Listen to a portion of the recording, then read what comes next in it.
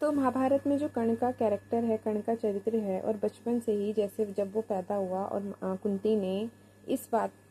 की चिंता करते हुए कि वो एक कुंवारी कन्या है और उसने बच्चे को जन्म दे दिया, अगर समाज को पता चलेगा तो समाज के लोग उसे गालियां देंगे, इस बात से बचने के लिए कुंती ने कर्ण का त्याग कर दिया,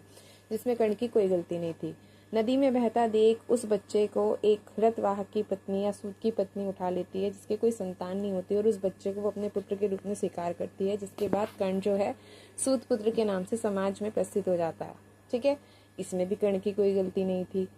उसके बाद जब अपना युद्ध कौशल दिखाने के लिए, शस्त्र विद्या दिखाने के लिए, अपने अस्त्रों की निपुणता दिखाने के लिए जहाँ पे कर्ण एंट्री, उससे पहले जब वो द्रोणाचार्य के पास जाता है ये कह करके कि उसे धनुष विद्या सीखनी है आपसे, तो द्रोणाचार्य उसको ये कह करके इनकार कर देता है कि वो एक सूतपुत्र है, और द्रोणाचार्य संकल्पित है कि वो सिर्फ राजकुमारों को जो है शिक्षित करेगा, और सूतपुत्र कह करके उस समय कर्ण का जो है अपमान किया जाता है और उसे वंचित कर दिया जाता है धनुष विद्या से। ठीक है, इसमें भी उसकी कोई गलती नहीं थी। उसके बाद वो परशुराम जी से शिक्षा ग्रहण करता है, लेकिन झूठ बोल करके, कि वो जिस तरह से भी उनको झूठ बोल करके शिक्षा ग्रहण करता है। ठीक है, तो वहाँ पे भी वो बोलता है कि उसमें भी वहाँ पे उसके झूठ को पहचान करके परशुराम जी जो हैं उसको श्राप दे देते हैं। उसमें भी उसकी कोई गलती नहीं थी, क्योंकि वो धनुष विद्या सीखना चाहता था, लेकिन उस समय समाज में ये सारी चीजें इतनी ज्यादा प्रचलित थी और इतनी ज्यादा लोगों के दिमाग पे हावी थी कि उस समय शिक्षा का आधार समाज परंपरा से निर्धारित होता था कि कोई क्या शिक्षा लेगा। ठीक है, उसमें भी कर्ण की कोई गलती नहीं थी। उसके बाद युद्ध कौशल दिखाने के लिए जहाँ पे सारे राजकुमार अपना युद्ध कौशल दिखाते हैं, अस्त्र विद्या में निपुणता दिखाते हैं, वहाँ पे कर्ण भी जाता है उसने जो अपने गुरु से शिक्षा ली थी उसको दिखाने के लिए। वहां पर भी उसका जो अपमान किया जाता है सूतपुत्र कह करके, ठीक है, सूतपुत्र कह करके उसका अपमान किया जाता है, और वहां पे दुर्योधन उसके सपोर्ट में आता है। हालांकि उसका अपना स्वार्थ होता है, लेकिन दुर्योधन उसके सपोर्ट में आता है और उसे किसी राज्य का राजा बना देता है, देश का राजा बना देता है, और वो उसका मित्र बन जाता है। ठीक है, यहाँ पे उसमें भी उसकी कोई गलती नहीं थी, क्योंकि उस समय की परिस्थिति के हिसाब से अगर देखें तो उस समय जो इमोशन कर्ण के ऊपर हावी था, है ना, तो उसके हिसाब से उसको तो वो सही लगा होगा दुर्योधन, ऑब्वियस सी बात है। लेकिन हम जैसे पढ़ते हैं उसमें ये दिखाया जाता है कि कर्ण के साथ बहुत गलत हुआ, उसके साथ इस तरीके का नहीं होना चाहिए था। बिल्कुल सही बात है। सामाजिक व्यवस्था के चलते कर्ण के साथ जिस तरीके के भेदभाव हुए, है ना, जिस भी तरीके के उसको टॉन्ट किया गया, उसको सूतपुत्र कह करके शिक्षा से वंचित रखने का प्रयास किया गया। हालांकि उसने झूठ बोल करके शिक्षा ले ली, लेकिन फिर भी एक उसको जिस तरीके के कवच कुंडल प्राप्त थे, कोई उसका नुकसान नहीं कर सकता था। उसको बचपन से जो शक्तियां मिली हुई थी, जिस भी तरीके की हम उसके बारे में पढ़ते हैं, मुझे लगता है कि उसको उन चीजों पर कभी विश्वास नहीं हुआ। मतलब कर्ण के बारे में जो मेरा पर्सपेक्टिव है वो ये है कि ठीक है, कर्ण के साथ सामाजिक रूप से जन्म से काफी गलत हुआ, बहुत गलत हुआ, है ना, लेकिन डिसीजन लेने की अंतिम शक्ति हमारे पास होती है, चुनाव की अंतिम शक्ति हमारे पास होती है। हम किसके साथ, कब, कहाँ, किसके साथ खड़े होंगे, किस पक्ष में खड़े होंगे, ये हमारा चुनाव होता है हमेशा। चुनाव का जो राइट है वो हमेशा हमारे पास होता है कि हम किस तरफ खड़े होंगे, किस तरफ नहीं खड़े होंगे, अकेले खड़े होंगे कि किसी के साथ खड़े होंगे, वो पूरी तरह से हमारे ऊपर है। ठीक है, तो कर्ण के जो डिसीजंस रहे, उसका सबसे गलत डिसीजन, मैं परशुराम जी से शिक्षा लेना झूठ बोल करके, मैं उसको गलत नहीं कहती। ठीक है, वो शिक्षा लेना चाहते थे, उसने झूठ बोल के शिक्षा ले ली, कोई दिक्कत नहीं। लेकिन कर्ण की जिंदगी का सबसे गलत डिसीजन सिर्फ ये रहा कि वो दुर्योधन के इरादों को नहीं समझ सका।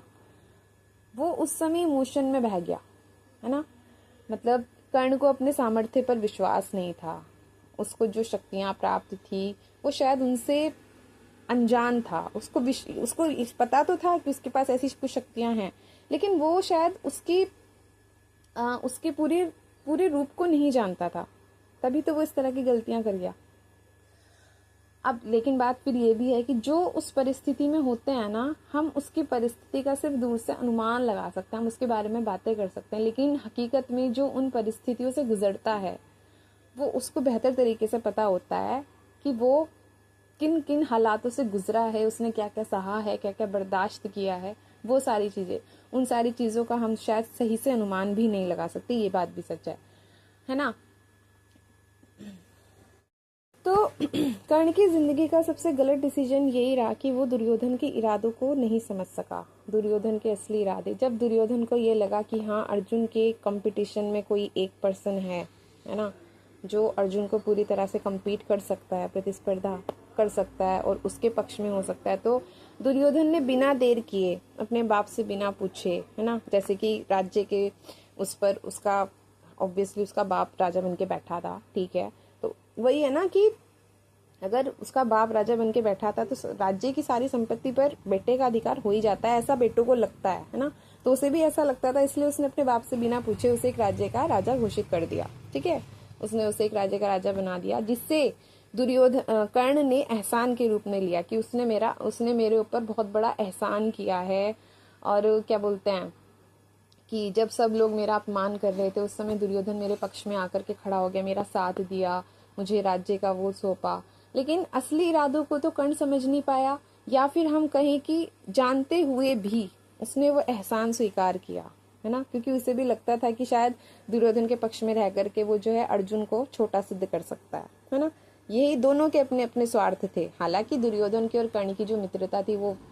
ठीक है, गलत में साथ दिया, सब जगह साथ दिया, जैसे भी था, लेकिन बात ये है कि कर्ण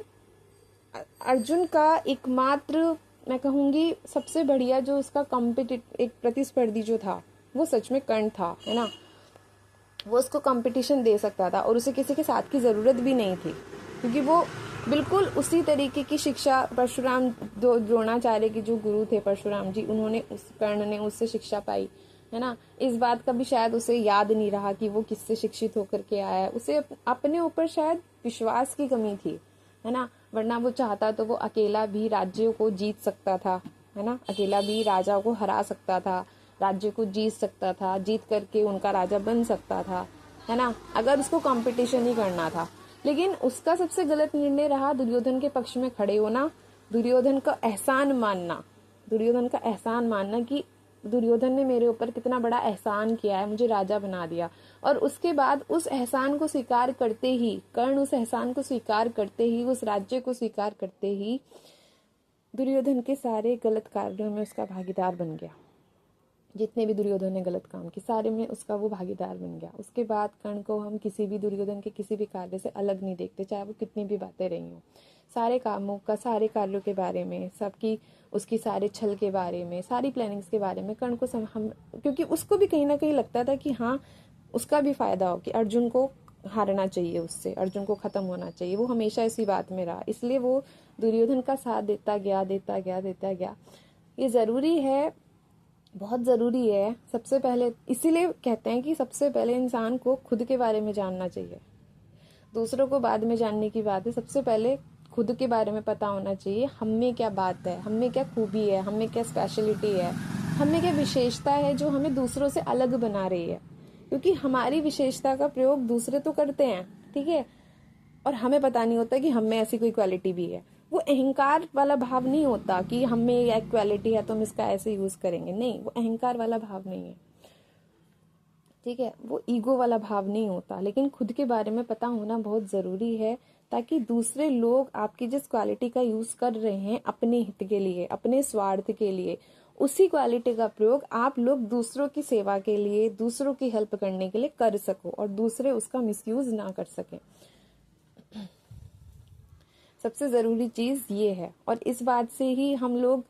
क्या करते हैं कि हमें खुद के बारे में पता नहीं होता, दूसरों का एहसान मानने लगते हैं कि हाँ हम तो इसकी वजह से कहीं पहुंचे हैं, इसने हमारा ये किया, इसने हमारा वो किया।